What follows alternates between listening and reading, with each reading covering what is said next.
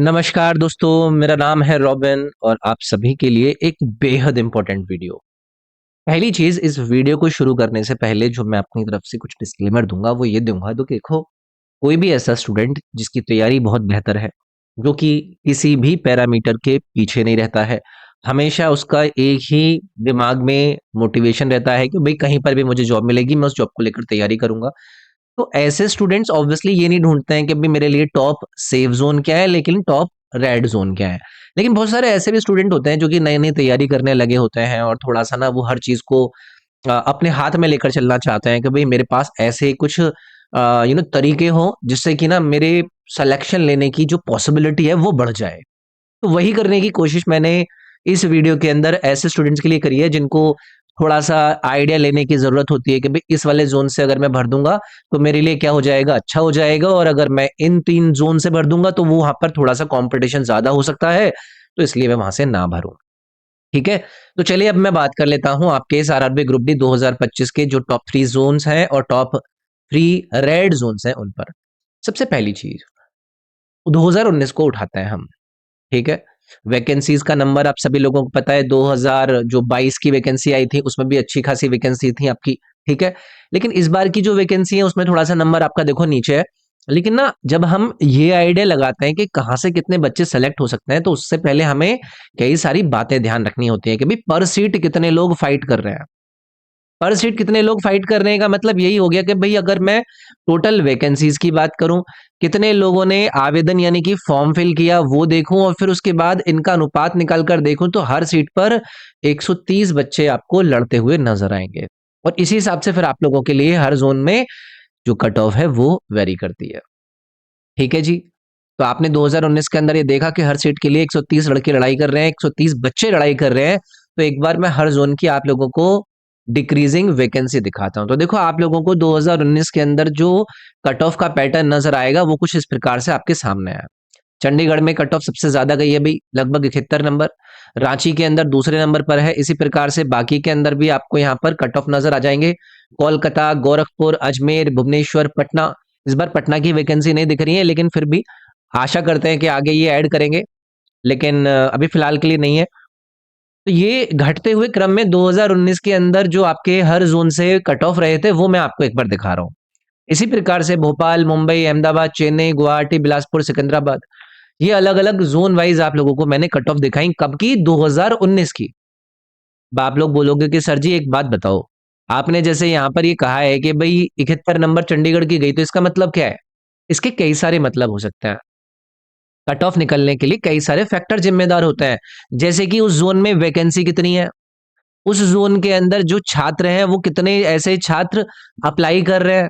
अगर ज़्यादा छात्र कम वैकेंसी पे अप्लाई करेंगे तो ऑब्वियसली जो आपका जो कट ऑफ है वो तो यार ऊपर ही जाएगा ना। और अगर आपकी वैकेंसी ज़्यादा है, अप्लाई करने वाले कम है तो आपकी कट ऑफ नीचे चली जाती है।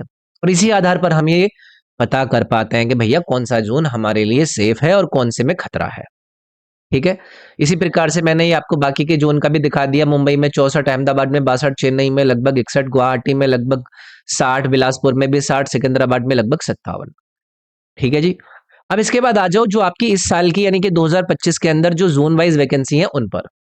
देखो, मुंबई में आपकी क्या है, पोस्ट ज़्यादा है और वहाँ पर लोगों के अंदर उतना क्रेज़ भी नहीं होता है। तो आप ये आइडिया लगा सकते हैं कि भाई साहब यहाँ से अगर भरेंगे तो यहाँ से कट ऑफ कम जाने के चांसेज़ हैं और हमारे पास मौका है। तो आप अपने इस मुंबई वाले ज़ोन को सेफ ज़ोन में कंसिडर कर सकते हैं। दिल्ली तो भाई कभी भी सेफ ज़ोन में नहीं रहता है, ऐसे स्टूडेंट्स के लिए जो कि इस बात पर ज़्यादा निर्भर करते हैं कि कहाँ से अप्लाई कर दें कि हमारे सिलेक्शन के चांसेस बन जाएँ, है ना?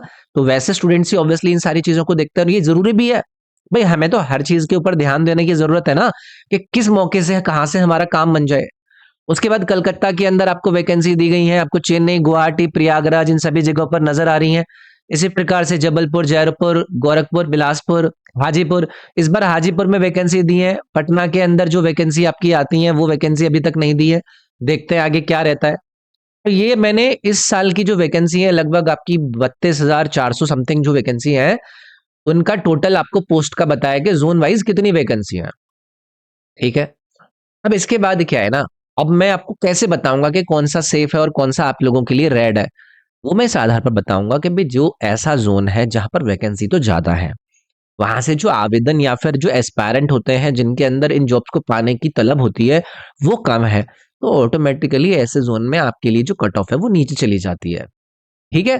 तो आओ भई मैं दिखाता हूँ आप लोगों के लिए कुछ ऐसे ज़ोन्स को जो कि आपके लिए बेस्ट रहेंगे। तो देखो डेंजर ज़ोन में मैं प्रयागराज को रखूँगा, क्योंकि इस जगह पर बहुत सारे स्टूडेंट अप्लाई कर रहे होते हैं।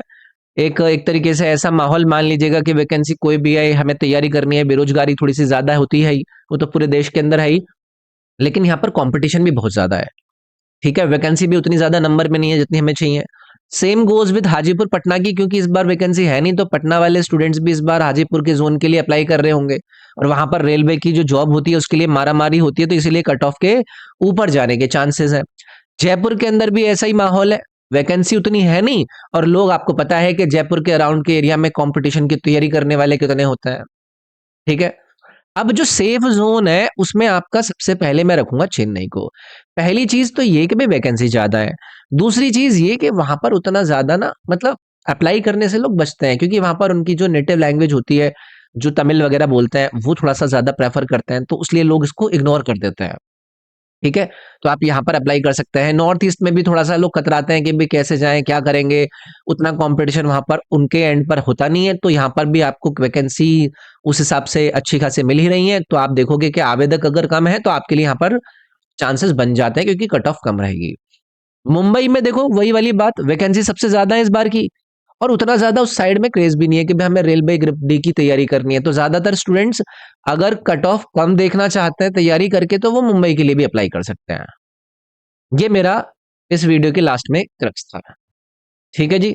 ये आपके वैकेंसी पहले वाली मैंने दिखाई है और ये बना मतलब कुल मिला के आपका कि ये आपके डेंजर ज़ोन और सेफ ज़ोन है।